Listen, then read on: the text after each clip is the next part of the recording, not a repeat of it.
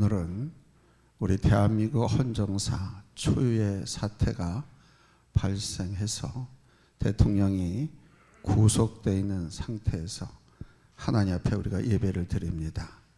나라의 수치고 부끄러움입니다. 이 땅에 하나님의 공의와 정의가 반드시 이루어져서 자유민주주의의 부흥과 성장, 국민들의 삶의 윤택함과 풍요로움이 넘쳐나기를 예수님의 이름으로 축원합니다. 이러한 시대에 오늘 저는 본문 말씀을 가지고 그리스도인이 갖추어야 할 의상들이라고 하는 제목으로 함께 은혜를 나누려고 합니다. 성도가 반드시 갖추어야 할 의상들. 사람들은 가난할 때나 부유할 때를 막론하고 옷에 대한 관심이 참 많습니다. 그래서 좋은 옷을 입고자 합니다. 그러나 그 사람이 입는 그 옷이 그 사람을 대변해 주는 것은 아닙니다. 그 옷이 온갖 금으로 액세서리로 장식된 옷이라고 해도 뭐가 더 중요하냐? 그 옷을 입고 있는 사람의 됨됨이가 중요합니다. 셀레니우스가 이런 말을 했습니다. 인간은 옷으로 결정되지 않으며 말은 안장으로 결정되지 않는다고. 중요한 것은 외모가 아니라 내실로서 어떤 마음을 가졌느냐, 어떤 삶을 사느냐 하는 내용물이 중요한 것입니다. 물론 입는 의복도 중요하지요.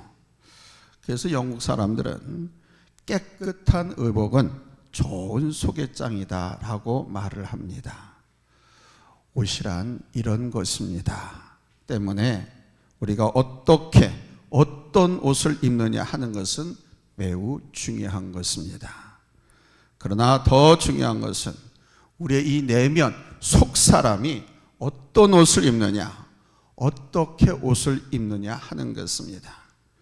베드로전서 3장 3, 4절에서 주님은 이렇게 말씀하십니다.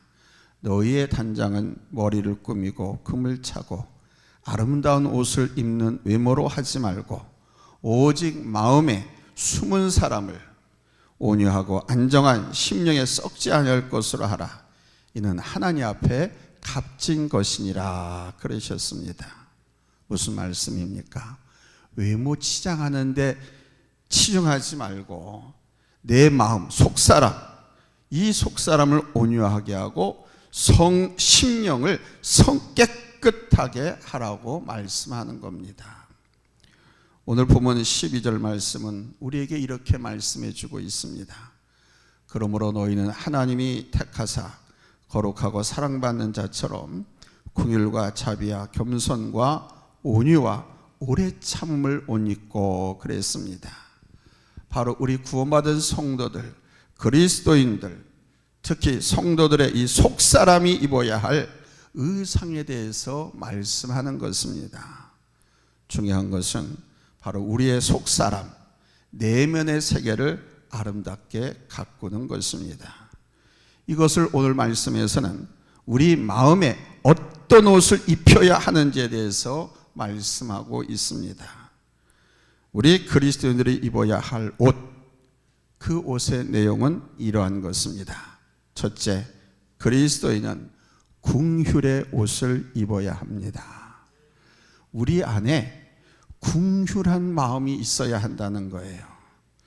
긍휼이 뭡니까? 긍휼은 나보다 못한 사람, 나보다 약한 사람을 불쌍히 여기는 마음입니다. 오늘 보면 12절에서 말씀하지요. 긍휼과 자비와 겸손과 온유와 오래 참음을 옷 입고 그랬습니다. 이 긍휼이라고 하는 말은 원어로 스프랑크니조마이라고 합니다. 스프랑크니조마이. 이 말은 스프랑크논이라고 하는 말에서 나왔는데 우리 이 내장, 창자라는 뜻입니다. 우리가 무슨 억울하거나 좀 이상한 일을 당했을 때 배알이 뒤틀려서 못 살겠네 그러잖아요. 배알이 뒤틀린다. 그럴 때 배알, 애가 탄다 할 때 애가 바로 이 스프랑크논입니다. 말 그대로 하면 긍휼은 애가 끓는다는 말이죠. 긍휼은 남을 불쌍히 여기는 마음이 육신에까지 파고든다, 그런 뜻입니다. 예수님을 당신을 따르는 많은 무리들 보시고 목자 없는 양같이 아주 민망히 여기셨다고 했습니다. 바로 여기 이 민망히 여기셨다라고 하는 이 말이 애가 타고 창자가 타는 듯한 아픔을 느낄 정도로 예수님께서 저들을 불쌍히 여기셨다는 것입니다. 그래서 저들을 위해서 천국 복음을 가르치시고 말씀을 가르치시고 이적과 기사를 통해서 병든 자와 귀신 들린 자들을 고쳐주셨습니다. 이것이 우리 예수님의 마음입니다.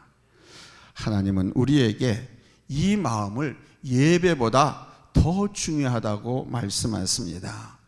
마태복음 9장 13절 말씀에 너희는 가서 내가 궁리를 원하고 제사를 원하지 아니하노라 하신 뜻이 무엇인지 배우라 그러셨습니다. 이 말씀은 우리 예수님께서 세리 마태의 집에서 음식을 잡수실 때 바리새인들이 예수가 저 죄인 세리들하고 밥을 먹네, 같이 한 상에 앉았네 하면서 비난할 때 하신 말씀입니다. 사실 제사장이나 서기관들과 바리새인들에게는 율법이 있었고요, 그들 나름대로의 경건이 있었지만 이 궁휼한 마음이 없었습니다. 다시 말하면 경건의 모양은 있었지만 경건의 능력이 없었습니다. 장로네, 목사네, 권사네, 직분자네 하면서 하나 앞에 나와서 예배를 드리는 척했지만 그 마음에 하나님께서 심어준 궁휼한 마음이 없었어요. 그래서 저들 우리 예수님께 책망을 받은 것입니다. 우리 하나님께서 우리에게 원하시는 것은 이 궁휼의 마음입니다. 궁휼의 마음을 가지고 나와서 예배할 때 우리 하나님은 그 예배를 받으십니다. 궁휼이 없는 예배는 예배가 아닙니다. 야고보서 2장 13절에 궁휼을 행하지 아니하는 자에게는 궁휼 없는 심판이 있으리라. 궁휼은 심판을 이기고 자랑하느니라 그러셨습니다. 또 마태복음 5장 7절에서는 궁휼히 여기는 자는 복이 있나니 그들이 궁휼히 여김을 받을 것이며 라고 했습니다. 궁휼의 마음을 가진 사람이 복된 사람이라는 것입니다. 사랑하는 여러분, 우리 안에 이 궁휼의 마음이 있어야 할 줄로 믿습니다. 이 궁휼의 마음은 우리 하나님의 마음입니다. 우리에게 보이신 예수님의 마음입니다. 그래서 우리보다 못하고 연약한 사람들에 대해서 우리 그리스도인들은 이 궁휼함을 가질 수 있어야 돼요. 죄인들 또 부족한 사람들에 대해서 분노하고 정죄하기보다는 궁휼한 심정을 가져야 한다는 것입니다. 그들을 위해서 눈물을 흘릴 수 있어야 하고, 그래야 그게 예수님의 마음, 하나님의 마음을 가진 사람이고 예수 그들을 닮아가고자 애쓰는 우리 성도의 마음이라는 것입니다. 이것이 그리스도인이 첫 번째로 가져야 할 마음이고 그리스도인이 첫 번째로 입어야 할 의상인 것입니다. 어떤 옷을 입어야 한다? 궁휼의 옷. 두 번째는 그리스도인은 자비의 옷을 입어야 합니다. 본문 12절 우리 한번 다 같이 읽겠습니다. 시작. 그러므로 너희는 하나님이 택하사 거룩하고 사랑받는 자처럼 궁휼과 자비와 겸손과 온유와 오래 참음을 옷 입고 그랬습니다. 여기 본문의 자비는 원어 헬라어로 크레스토테스라고 합니다. 크레스토테스. 우리 성경에는 자비라고 번역을 했지만 영어 성경에 보면 이 자비를 kindness, 친절이라고 번역해 놨습니다. 자비가 뭐라고요? 친절. 이 친절은 상대방이 사람이 어떠하든지 간에 그에게 선을 베푸는 것입니다. 하나님께서 햇볕과 비를 주시는데 나쁜 놈들에게도 주시고 좋은 사람들에게도 주시지 않습니까? 그리고 하나님은 우리에게 구원을 베푸셨습니다. 이것은 우리 하나님이 선하시고 친절하신 분이시기 때문입니다. 이것이 자비입니다. 바로 이 마음이 우리에게 있어야 한다는 거예요. 이 자비가 바로 구원받은 성도, 그리스도인이 입어야 할 두 번째 의상인 것입니다. 무슨 옷을 입어야 한다? 자비예요. 쉽게 말하면 이 자비 옷은 무슨 옷이다? 친절. 그래서 그리스도인들은 친절해야 돼요. 친절해야 돼요. 장사를 하든 사업을 하든 직장생활을 하든 교회에서 성도들을 만나든 친절해야 돼요. 아멘. 성도들이 친절한 교회는 교회가 부흥합니다. 여러분이 어디에 가든지 간에 친절하게 서비스를 받으면 되게 좋아하잖아요. 우리 하나님은 그런 분이십니다. 친절의 옷을 입으시기를 예수님의 이름으로 축원합니다. 세 번째는 그리스도인은 겸손과 온유의 옷을 입어야 됩니다. 오늘 본문 12절 다시 한번 같이 읽겠습니다. 그러므로 너희는 하나님이 택하사 거룩하고 사랑받는 자처럼 긍휼과 자비와 겸손과 온유와 오래 참음을 옷 입고 그랬습니다. 오늘 본문 12절에서는 겸손과 온유를 따로따로 말씀하고 있습니다. 그러나 저는 오늘 이 시간 이 겸손과 온유 이 두 가지를 함께 보겠습니다. 왜냐하면 이 겸손과 온유 이 두 마음은 쌍둥이와 같기 때문입니다. 마치 이 손과 같아서 손등과 손바닥, 겸손과 온유는 이 손과 같습니다. 그럼 겸손이란 뭐냐? 낮은 마음입니다. 스스로 낮추는 마음입니다. 우리 예수님은 제자들의 발을 씻기면서 이 섬김을 통해 겸손의 삶이 어떤 것인지를 보여주셨습니다.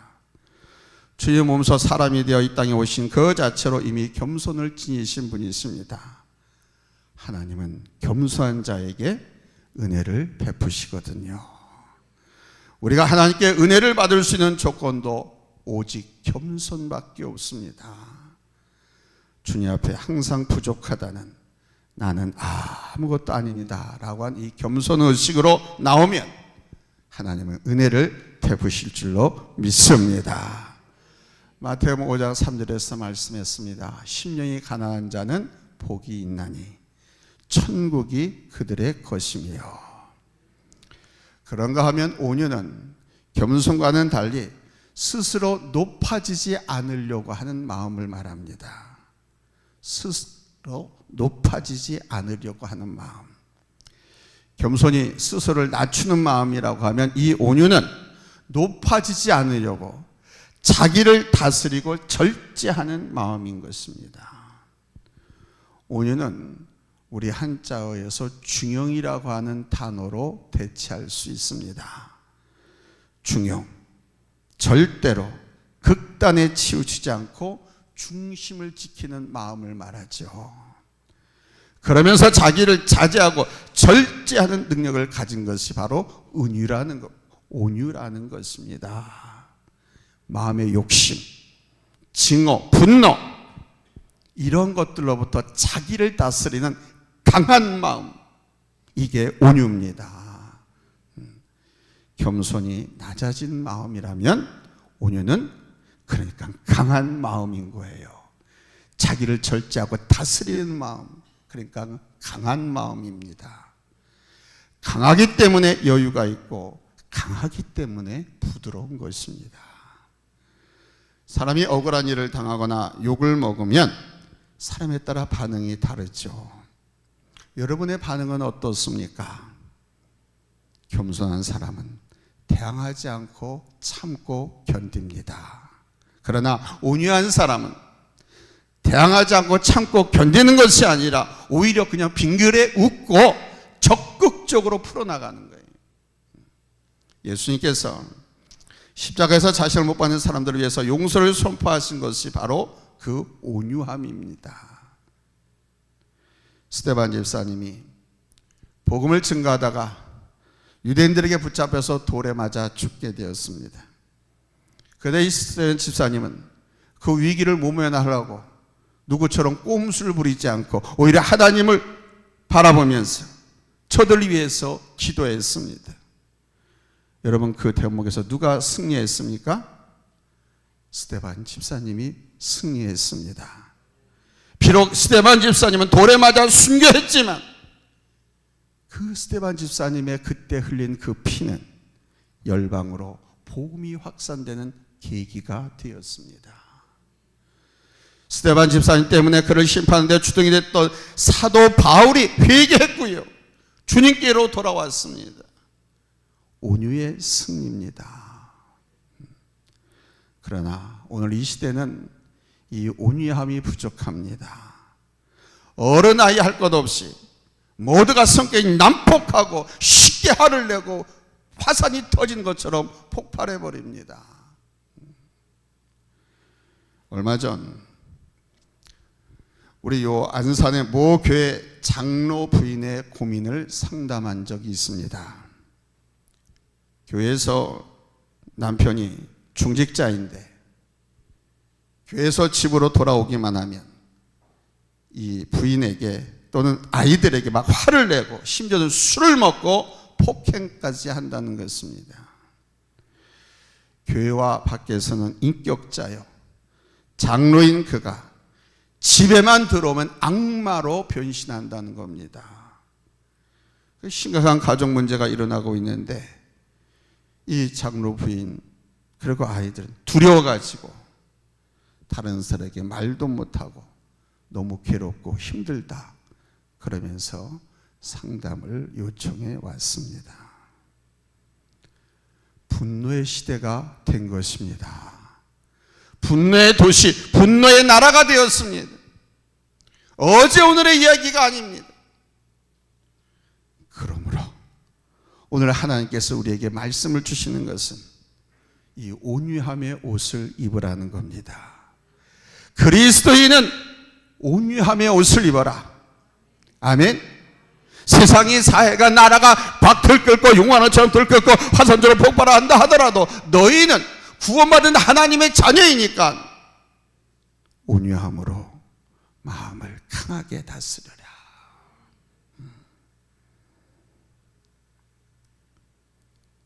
온유한 자가 복이 있고 바로 그가 땅을 기업으로 차지하는 사람인 것입니다. 마태복음 5장 5절입니다. 같이 읽습니다. 온유한 자는 복이 있나니 그들이 땅을 기업으로 받을 것임이라. 아멘. 온유의 옷을 입으시기 바랍니다. 첫 번째는 무슨 옷이었습니까? 첫 번째는 긍휼의 옷, 두 번째는 자비 친절의 옷, 세 번째는 온유와 겸손, 겸손과 온유, 이게 손과 같다고 그랬죠? 네 번째는 이제 오래 참음의 옷을 입어야 됩니다. 두 단어로 하면 인내, 인내의 옷, 오래 참음의 옷. 아멘. 본문 12절에 긍휼과 자비와 겸손과 온유와 오래 참음을 옷 입고 그랬습니다. 예수님을 그리스도로 믿는 사람들은 참고 기다릴 줄 아는 마음이 필요한 겁니다. 인간관계, 사회생활에서 참 안 되는 것이 바로 이 인내죠. 사람을 신뢰하고 기다릴 수 있는 마음이 있어야 하는데 대부분 참고 기다리질 못합니다. 그러나 우리 그리스도인은 우리 하나님의 오래 참으심을 배워야 합니다. 지금까지 참고 계신다니까. 언제까지 참고 계실는지 몰라. 그 주님께서 말씀하시는 거예요. 하나님의 이 오래 참으심의 옷을 너희가 입어라. 아, 귀찮아요. 나는 그렇게 못 살아. 성격대로 기질대로 살아요 하면서 이걸 벗어버리고 나가면 바로 그리스도의 의의 옷, 흰 세마포를 벗어던진 혼인잔치집에 들어갈 예복을 벗어버리는 것과 같은 거예요. 예수님께서 시몬 베드로를 처음 만나시고 그에게 게바라, 베드로라는 이름을 지어주셨습니다. 그러나 베드로의, 우리 예수님과 함께한 공생의 기간 다 살펴보면 베드로의 모습은 정말 형편없는 제자였습니다. 성격적으로 얼마나 다혈질인지 막 나서기를 좋아하고요. 뭐든지 자기가 해야 돼. 그래서 반석이라고 하기에는 부족함이 너무도 많은 사람이었습니다. 그러나 주님은 그가 예수를 모른다고 배반하고 떠났을지라도 그를 끝까지 기다려 주셨습니다. 베드로로 서기까지 인내하셨습니다. 이 주님의 이 인내 때문에 초대교회를 통해서 가장 훌륭한 사도와 지도자로서 이 베드로는 복음의 산 증인이 되었고 교회의 영광을 위한 하늘의 미랄이 되었습니다. 여러분, 우리는 기다릴 줄 알아야 됩니다. 실수를 정죄하지 마십시오. 기다려 주셔야 됩니다. 부족함 단죄하지 마세요. 연약함에 대해서도 무시해서는 안 됩니다. 젊은 엄마 아빠들이 당시대 그 자녀들이 초등학교 때 또는 중고등학교 때 어떤 실력이나 실수 이런 걸 보고 일찌감치 포기해버리는 사람들이 얼마나 많은지 몰라요. 세상은 성적순이 아니잖아요. 많이들 포기합니다. 너는 글렀어. 싹수가 노래 하면서 일찌감치 단죄해버리고 포기. 얼마나 어리석은 짓인지 모릅니다. 절대로 무시하지도 말고 단죄하지 마십시오. 믿음 안에서 기다리는 것이 바로 우리 성도들이 입어야 할 오래 참음에 오신 것입니다. 건강한 인간관계, 사회생활의 승리를 위해서도 우린 주변 사람들의 허물을 덮어줄 수 있어야 됩니다. 베드로전서 4장 7절로 8절에서 말씀하시잖아요. 만물의 마지막이 가까웠으니 그러므로 너희는 정신을 차리고 근신하여 기도하라. 무엇보다도 뜨겁게 서로 사랑할지니 사랑은 허다한 죄를 덮느니라. 오늘 이 시대에 꼭 필요한 하나님 말씀이죠. 오늘 이 시대는 용서와 용납이 필요한 시대입니다. 이것은 그가 지은 죄와 허물에 대해서 간과하고 지나치자는 뜻이 아닙니다. 덮어주자는 것은 하나님께서 우리를 용납하시고 우리 죄를 용서해 주신 것 같이 우리 또한 용납하고 용서할 수 있어야 우리도 하나님께 용납받게 되는 것입니다. 우리가 긍휼과 친절, 겸손과 온유, 오래 참음의 옷을 입을 때 하나님께서 우리에게 원하시고 축복하시는 건강하고 행복한 삶을 살 수 있는 것입니다. 그런데 여러분, 이 옷 위에 우리는 한 가지 더 사랑의 띠를 둘러야 합니다. 이 성경에 기록된 옛날에 사람들이 입는 옷은 좀 길었습니다. 우리 그 롱코트 입는 것 마냥 길었어요. 그래서 활동을 하기 위해서는 이 허리에 띠를 둘러서 묶어야만 쉽게 활동할 수가 있었습니다. 우리 여성들 한복을 입고 나서 두르잖아요. 그래야 불편하지 않고 좀 편하게 활동할 수 있었거든요. 허리에 띠를 두르지 않으면 옷을 입어도 불편했습니다. 띠를 둘러야 하는데 그것은 뭐냐? 바로 사랑의 띠를 둘러야 한다는 것입니다. 본문 14절에 이 모든 것 위에 사랑을 더하라. 이것이 온전하게 매는 띠니라 그러시잖아요. 사실 이 같은 마음을 가지려면 사랑 없이는 할 수 없습니다. 긍휼과 친절, 겸손과 온유, 오래 참음은 사랑으로서만 할 수 있는 것이죠. 사랑 없이는 할 수 없습니다. 사랑이 없는데 어떻게 참니까? 사랑이 없는데 어떻게 자비롭게 친절하게 또 긍휼을 베풉니까? 사랑이 있기 때문에 가능한 거예요. 사랑이 없이는 할 수가 없습니다. 이 사랑이 각각의 성품 속에 들어갈 때 비로소 그 마음이 능력이 되는 거예요. 크리스찬의 능력, 하나님의 자녀들의 능력. 아멘. 하나님 바로 이 사랑으로 이 세상과 사람들을 움직이셨지 않습니까?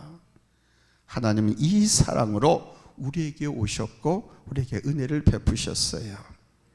하나님의 모든 성품 안에는 바로 이 사랑이 담겨 있는 것입니다.